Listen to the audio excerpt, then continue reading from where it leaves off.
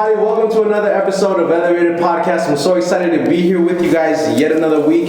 To all my first listeners, welcome. Thank you guys for tuning in. And to all my Elevated community, thank you guys for always supporting me. And it's an honor and it's a privilege to always share something with you guys. But I actually have somebody here in studio with me that I truthfully admire. A man that, has qualities which, more than anything, inspire me to become a better person.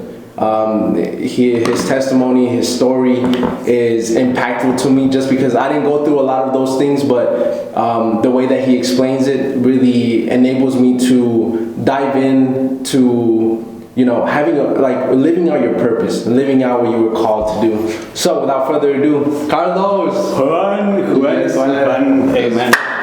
Thank you for this opportunity. It's a pleasure to be here. You inspire me too. So you're on fire, man. All right. Sounds great. Carlos, go ahead and I want you to introduce yourself. What do you do for your job? What do you do for on the side? I don't know. Whatever you want to say. Like. Of course. So I always like to say what I enjoy to do instead of just saying like, this is what I want. Like this is my job. So I'm a youth pastor. I've been doing this for 2 years. It's awesome, man. Shout out to your church. What's your name? Roca Eterna.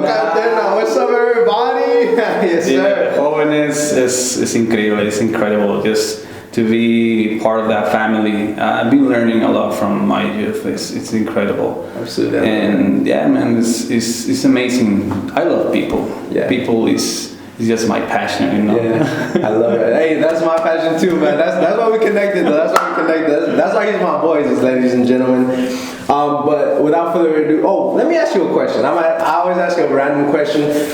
Carlos, if you had to choose three items of food, fruit, vegetables, whatever you want, but you had to eat these for the rest of 10 years, approximately 10 years, what would those three things be? Oh man, that's a hard one. But you get water, so it doesn't matter. You get water plus these three things. Okay. That's all you're gonna eat. That's like... I get water? Okay. I get with banana. Banana? Yeah. You're a banana guy? Yeah, I'm a banana. Yeah. I thought you were like a watermelon mango guy. No, banana, bro. Really? That's my fruit. Okay. Then bread, like not any kind, bro, like sweet bread, bro. Sweet bread, mexicano. Mexicano, bro.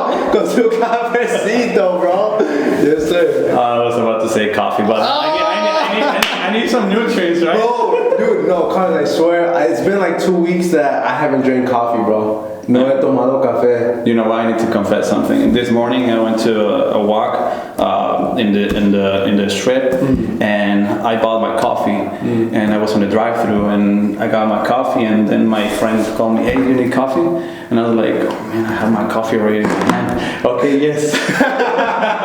doble la bendición. Doble cafecito. I really want to talk about that. What was the walk and like what? Yeah, it was amazing. It was this walk for freedom.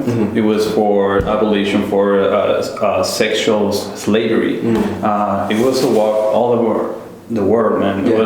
It was blowing up social media today. Right. It's an organization. What was the name of it? A21.org. A21.org. If you guys have any questions, concerns, all that, I'm actually going to tag them in the video, so you go ahead and ask them questions of how to get connected with. Yeah, if you're really, because I think that's very important. I think that's very important. Yeah, it's important to speak up, right, about those abuse in the world. It's tough. It's tough.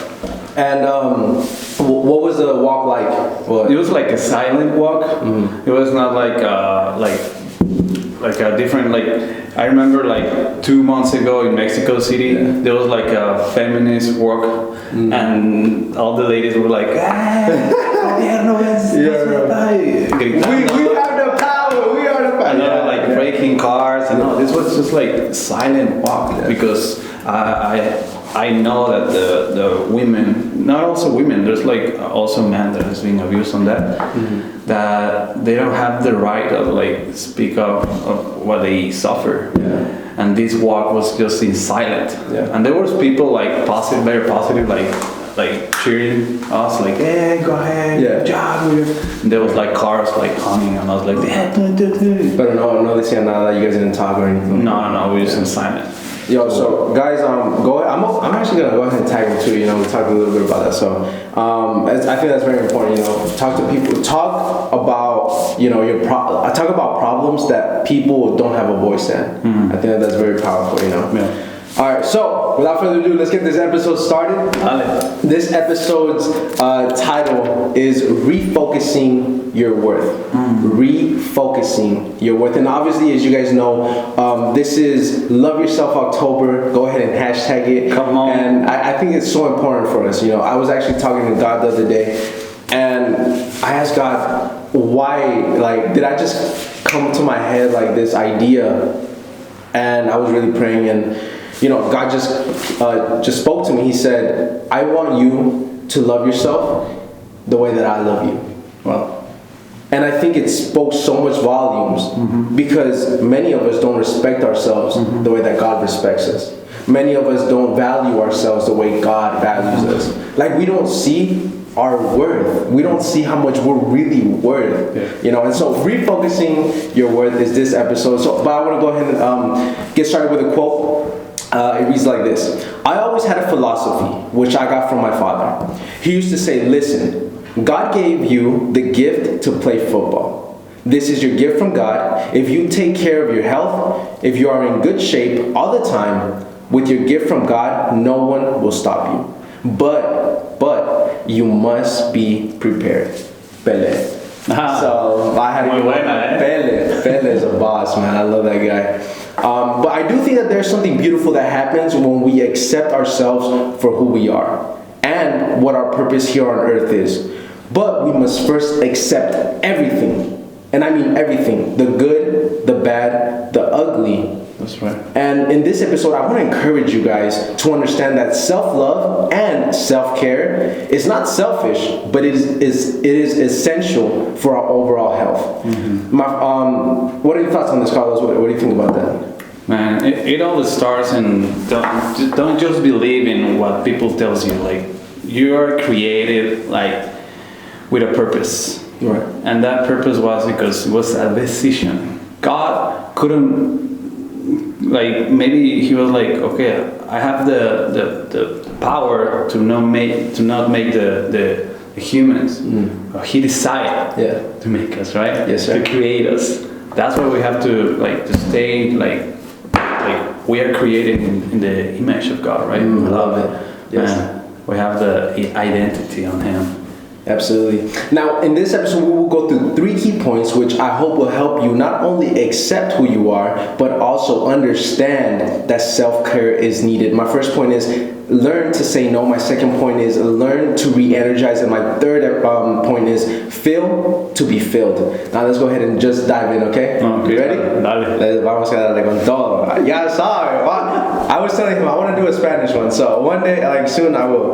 But my first point is learn to say no. Carlos, have you ever found yourself in your overall life in a place that you needed to say no to some certain things or certain situations, certain people? Have you ever found yourself in that Man, position? we gotta be honest. There's like too many. Yeah. Too many. You just don't want to do that thing, but you're led by your emotions, and you just like, I don't know, like fill other people's like pleasures by just saying yes. And you're like, I'm wasting my time doing this. I'm wasting money doing this. I'm wasting my energy. Yes. So I don't think that I have like a specific one, because there's so many. Right. There's a lot. Yeah, and some people will say that it is selfish to say no. You know, sometimes it's selfish to say no to that party or this event, maybe to this certain food that, you know, you're trying to get healthy and you're just like, I need to say no to it. Maybe not to it. Especially in those occasions. La comida, District 1 at 11 o'clock. I'm like, oh man. Or Dude, let's midnight snacks, bro. Ay, santo. Líbranos, Padre. But it's hard for us to say no to certain things that multiple people want to attend. Sometimes your friends are like, come on, let's go. And so, I want to ask you this: when you said no to certain things because of it was a waste of money, it was a waste of energy, it was a waste of time, what was the reward and what was the lesson there? Can you give us an example of when you had to say no and what was the reward of that? Well, there's like a thing in everyone that like we live with someone, right? Like you live with your family, with your parents, or whoever is living with you, like you're like sharing like a house, a home, right? I think there's a reward when you spend time with your family, and when you say yes to certain things, you're keeping away your family. And I've been learning that I have more time to spend with my family. For example, when I get early to my house, right? Yeah. And that's my reward, because sometimes the communication in your house is like lacking because you're just saying yes to everyone and you're just like keeping away the important things, right? Yeah. So yeah, that's what I think. Thank you for saying yes to Elevated Podcast. No, that's definitely true. I love that. There are other words in no's. There's also re-energizing your energy. Okay. And when you learn to say no, which brings me to my second point, you learn to re-energize. What do I mean by that? I think that there's such a common question that, we say, what do you like to do? It's very overlooked. What do you like to do? And I like how you said, when I meet people, I tell them what I like to do. But call it hobbies, call it free leisure time, or, something that you personally enjoy that brings you actual joy. And it kind of brings you a sort of happiness. What are some things that you enjoy doing on your off time, on your free time? I like to encourage people to think outside the box, like to make them think, and to just lead them to find their purpose in life. There's a lot of people struggling and they don't know what to do, and they doing a lot of things like too much pressure, and I enjoy encouraging people. Like I will say like I'm like a cheerleader, man. Like, hey, come on, bro, you can do this, man. Or I'm like, okay, don't be like that, okay? I love people. That's what I'm passionate about. Absolutely. And now, those same activities, kind of like helping people, what you do, are things that bring a sort of this re-energizing feeling to ourselves. Like what do you feel when you tell that person, when you're talking to that person and that person goes and does what they love doing? What does that make you feel like? Like it brings you a little value, right? Yes. It makes you feel like, wow, I made an impact, and it fills you. And I think of ourselves as a gas tank. Okay. And many times we're operating on empty. We're operating on half a tank, on quarter of a tank. And many times the light is yellow. I was just gonna, I don't know why every time my yellow light turns on and I'm with somebody and they ask me, oh bro, how you doing on gas? And I'm like, oh bro, we're running on faith right now. We're not running on gas, we're running on faith right now. But according to our daily activities, alongside hobbies, these hobbies, take not only in groups, like maybe you're with like somebody or some people, and that's all great. And maybe sometimes it's a solo thing. Like what I like to do to get my gas up essentially is just driving around Vegas, just driving, listening to music, talking to God. That's what fills me up. Or also when I'm with people, I love talking to people. Like I love meeting people. I love just genuinely having a conversation, because I learned two things. Number one, you met that person for a reason, and they're gonna teach you something. Yes. but also you have to teach them something as well. You know, so that there's power in that. But I also wanted to talk about not only in a group idea, but in solitude. In solitude is a place where you just overcome. When you're alone, you overcome things. It's like Jesus. A lot of the times it's not, you know, the things that he did on the outside, but he did miracles, he did this, he did that. But what did he do after? He went up to the mountain. Yeah, by himself. Yeah. By himself. You know, and that's where he re-energized. That's where he got essentially the anointing, the energy from God. Yeah. And so, can you think of some scenarios that you had to overcome things alone on your own downtime? And when you left that, you overcame a situation or something like that.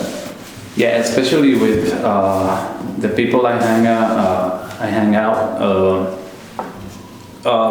People will always feel you, right? I can feel you, like your family can feel you, but God will never feel you. Absolutely. I overcome those things just by praying. That's my thing. That's my number one habit. And it's not just like in the secret place. Just like having continuously conversation with God in the car, in work, in our church, right here in the parking lot, wherever you are, just like breath prayer. Have you heard of breath prayer? No. Oh, breath prayer is awesome. Okay. Teach you. It's just like, okay, you have like I'm a meeting guy. Okay. I'm always having business meetings, church meetings, and I'm like super busy, right? Yeah. And I'm always like breath praying. Breath praying, I mean like, I have my destination. I'm like, okay, God, you know when you breathe, you're like inhaling, exhaling, right? Okay. And breath praying is like, Father, this meeting is yours. Father, this guy I'm gonna meet is yours. I love it. Father, this situation is yours. Father, this adversity is yours. Yeah. Right? I love it. And it's just I've been practicing breath prayer for a year. I have never heard of that. Breath prayer, yeah, do it, man. It's awesome. I do something similar to that, but kind of not like that. I guess in a sense, yeah. So I wake up in the morning, do my daily prayer. And then throughout the day, I'm in my car, I'm praying. Yeah. I'm at work, I'm praying. Yeah. I leave work, I'm praying on my way out. Just continually, I'm going to this place with this person, I'm praying. I'm going over here, I'm praying. And like the Bible says, we need to continually, like, pray without ceasing. Yeah, what I was saying, yeah, of course. And I think that a lot of people overlook that because, I pray in the morning, I pray when I eat, and I pray at night. That's good enough. But God wants a relationship that you pray not only in solitude, but also in the public, yet like privately. Yeah, privately. You know? Because you don't want to be like, if you go to like London or places like that are very like religious. Yeah. How do you say Musulmanes? Like, Muslims, yeah. Yeah, they have like time, right? And it's like, okay, 3 o'clock.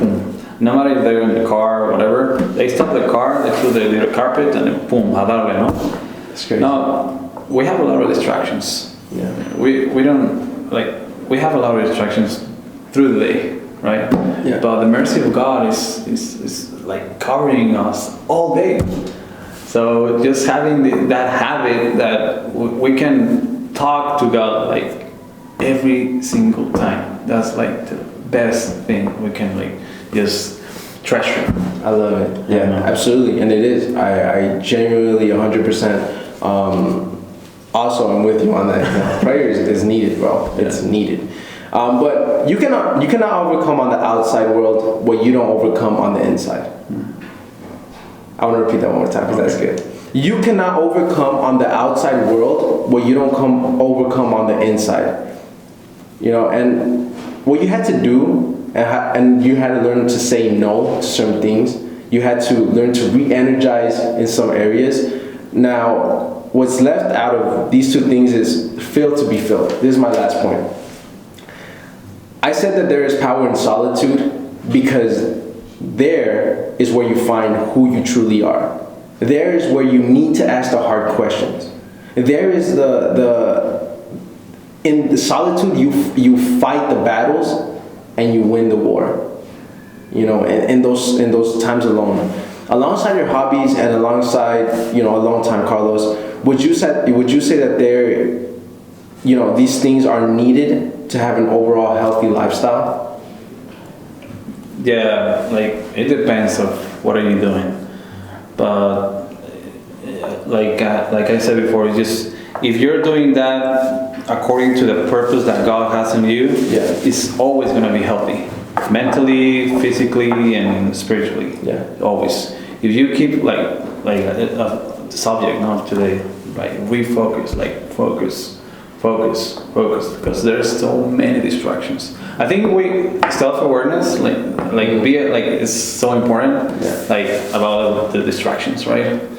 Like after church, like for example, what happened, or maybe after convention. My deal is with conventions, like with my youth.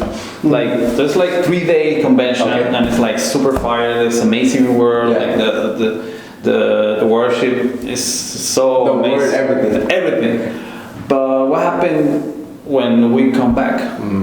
Everyone is like, okay, just living the lives like nothing happened. Nothing happened. Wow. Why you don't practice what you learn, what you receive? If you keep practicing what you receive, if it's good, it's gonna lead you to the purpose of God. I love that. Yeah. I truly believe that you cannot love if you aren't filled with love. Like you can't give what you don't have, and that's why it's so important. This third point is so important to me. You know. Now, what have you learned about leading on empty? Can you talk a little bit about, have you ever felt in this place of burnout, in this place where you spiritually felt the gas tank, yellow, hello, I need some gas, hello, I need something, because I'm running out. Yeah. Coverage. I always like to have coverage. That's why God put authority in our lives. And I think it's good to, like, there's a Psalms that I've been reading these days, Psalms 42, is saying that when this guy was empty, he was saying that, okay, God, I'm empty, I'm thirsty, I'm going through a lot of stuff, I'm in the desert, and I need to run to you. So God obviously is our authority, but God puts authority over us. So I think running through our authority, even though it's your parents, your pastor, your leader, someone who is over you and helping you, encourage you to be a better person. So I always, like, if I run out, I go to someone that is we're like keeping accountable each other, right? Accountable, yeah. Right. We talked a lot about God today, and I love it. You know, like that's about. I try not to, talk a lot about the Bible because I want it to be, in a sense, very practical to people. But God is essential in everything that I do. Yeah. Now, alongside that, you talked about coverage and running to what it like. I was actually, like 3 days ago, I was going through a hard time. I was going through this rough patch, and it was one of those nights that you just feel so down. You feel you're in a pit, you feel in darkness, you feel like you're drowning. And so what I quickly said to myself, all right, I need to text people. Hey, can you pray for me? Hey, can you pray for me? Hey, can you... Absolutely, yeah, I'm praying for you. Hey, everything's okay? Yeah, absolutely, just pray for me. Pray for me, pray for me. And the following, God, spoke to me. I sat down with God. I also prayed myself. I asked the hard questions. God, why do I feel this way? God, what's going on? Start reading. What is God talking to me about? And so fast forward the next day, I was meditating on it. I was like, God, I love receiving, but now you have taught me that I have to give without expectation. That's like my biggest phrase of 2019, give without expectation. And so what I did the following day is I went on my Instagram story and I was like, hey guys, if you guys need prayer, drop this. And a lot of people, pray for me, this, that, whatever. And what I learned then, as I was praying that night, I got out of work, I prayed for people, and I was like, this fills me up. Like when I give to people, I'm giving, but I'm also receiving. Because I'm not only am I blessed, but I get to bless. Yeah. And I think that that's overall, just this purpose of who we are. Because that's what we're meant to do. I have another one. Yeah. I think it's going to be like you like to be practical, right? Were you into a good advice that I've been learning through the years is it sounds weird, but Okay. so true. Yeah. You never write. Like, don't expect to be right always, right? Yes. So when you feel like down and you wanna like bless other people, chécate. You have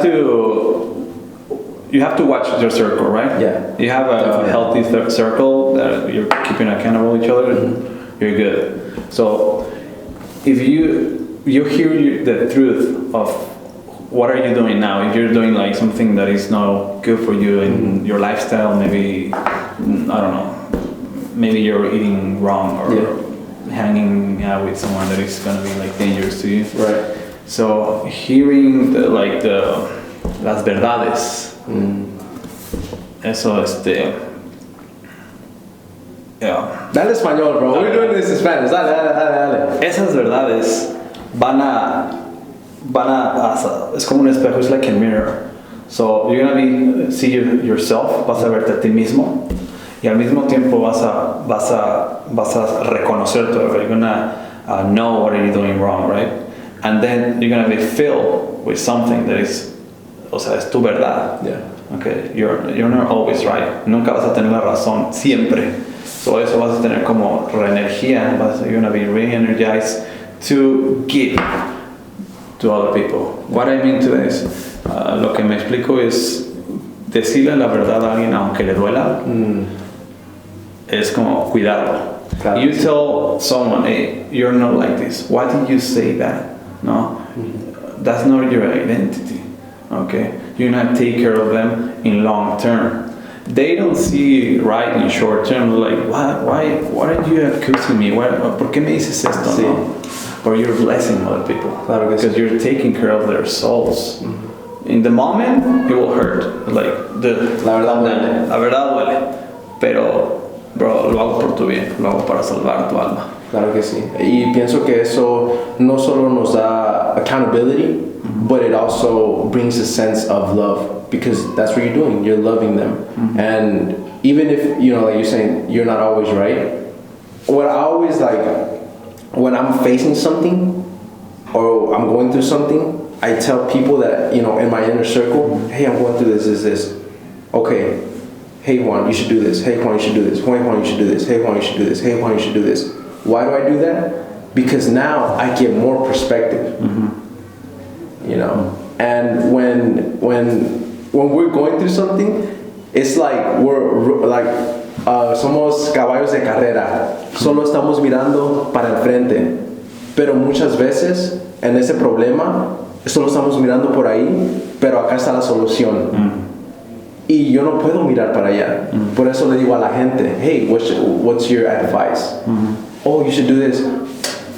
¿Cómo no lo vi? ¿Me entiendes? Porque ¿cómo se dice? ¿Cómo se dice? We drown in a cup. ¿Cómo se dice en español? O te ahogas en un vaso de agua. Nos ahogamos en un vaso de agua. Literally. My last question to you is, you're in a deathbed. Santo. All your loved ones are around you. What is your last dying words of advice to the people you love most? Wow.